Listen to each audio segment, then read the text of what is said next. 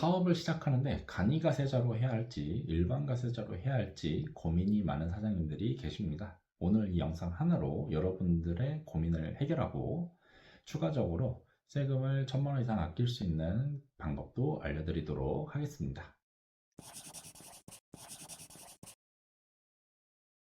안녕하세요. 박신영 세무회계사무소 대표세무사 박신영입니다. 자, 오늘은 사업을 처음 시작하시는 분들이 가장 고민을 많이 하는 이 간이가세자 제도에 대해서 알려드리도록 하겠습니다. 그리고 이 간이가세자가 왜 세금이 일반가세자보다 훨씬 줄어드는지에 대해서도 설명드리도록 하겠습니다. 자, 간이가세자란 말 그대로 간단하게 부가가치세를 내는 사람들을 말합니다. 자, 국가에서 영세한 사업자들의 세금 부담을 덜어주기 위해서 마련한 특별한 제도입니다. 그래서 이 간이가세자는 일반가세자보다 왜 부가가치세 부담이 적게 나올까요?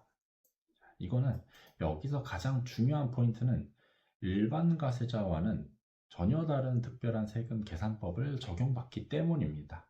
자, 일반가세자와 간이가세자의 계산 방식이 어떻게 다른지 한번 제가 보여드리도록 하겠습니다. 자, 일반가세자는 매출의 10%에서 매입의 10%를 뺀 금액을 부가가치세로 내게 됩니다. 자, 예를 한번 들어보면 내가 만약 매출이 1억 원이고 매입이 5천만 원이었다 라고 한다면 부가가치세는 계산이 아래와 같이 됩니다. 매출 1억 원 곱하기 10%인 1천만 원, 그리고 매입 5천만 원 곱하기 10%인 500만 원. 따라서 부가가치세는 1천만 원에서 500만 원을 뺀 500만 원이 부가가치세로 나오게 되죠. 자, 하지만 간이가세자는 계산법이 완전히 다릅니다. 자, 한번 보시면 간이가세자는 매출의 1.5%에서 4%의 금액에서 매입의 0.5%를 뺀 금액을 부가가치세로 내게 됩니다.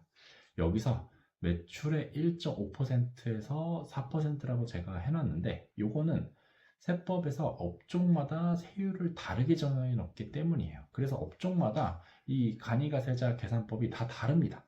자, 제가 한번 표를 띄워보면 이 1.5%에서 4%가 어떻게 되어 있냐면 대표적으로 제가 여기서 보면 소매업과 음식점업은 1.5%라고 되어 있죠. 그리고 제조업은 2%, 그리고 건설업은 3%, 그리고 기타 서비스업은 4%라고 되어 있습니다.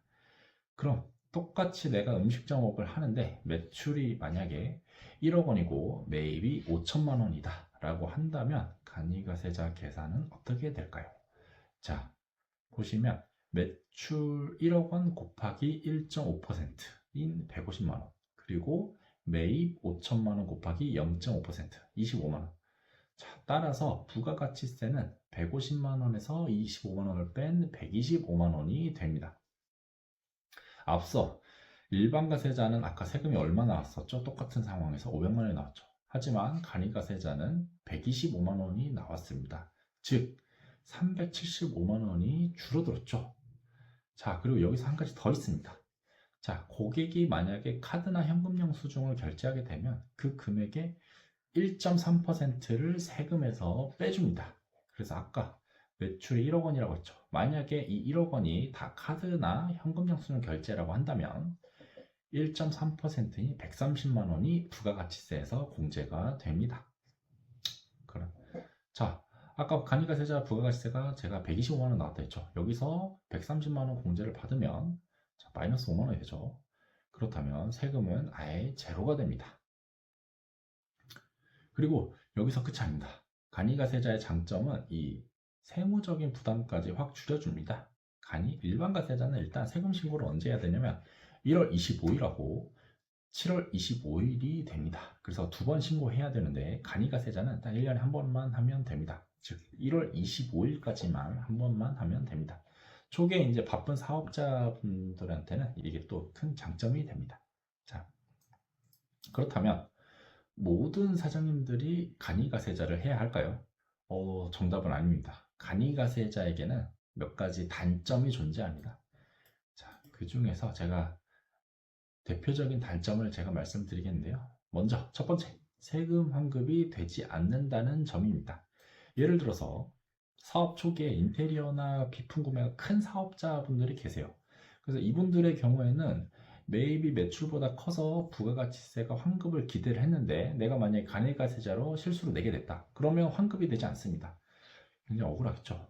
이제 세법이 그렇게 정해져 있어서 꼭 간이가세자하고 일반가세자를 구분해서 본인이 내가 어떤 걸 해야 할지 결정해야 합니다.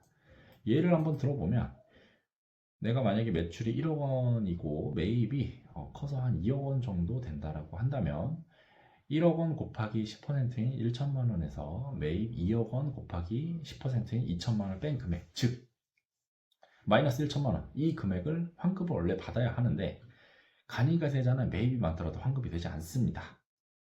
그리고 두 번째, 세금 계산서 발행이 되지 않습니다. 일부 간이가세자가 세금 계산서 발행이 된다라고 알고 계시는 분들이 많은데 일반적인 간이가세자는 세금 계산서 발행이 안 됩니다. 그리고 간이가세자인데 세금 계산서 발행이 가능한 업종은 뭐냐면 내가 매출이 만약에 4,800에서 1억 400 사이다 라고 한다면 이게 세금 계산서 발급이 가능한 간이가세자라고 사업자 등록증이 새롭게 나옵니다.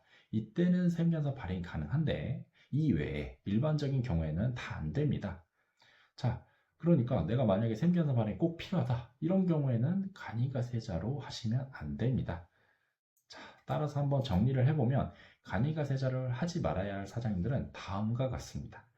초기 투자 비용이 많아서 부가세 환급이 기대되는 사장님들, 그리고 두 번째, 세금 계산서 발행이 꼭 필요한 사장님들, 이 두 가지에 해당된다면 당연히 간이가세자가 아니라 일반가세자로 해야 합니다.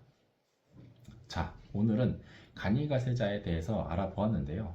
자, 오늘 영상을 보시고 꼭 내가 어떤 사업자를 해야 할지 결정을 하시길 바랍니다. 궁금한 점은 댓글로 남겨주시면 제가 정성껏 답변 드리도록 하겠습니다. 감사합니다.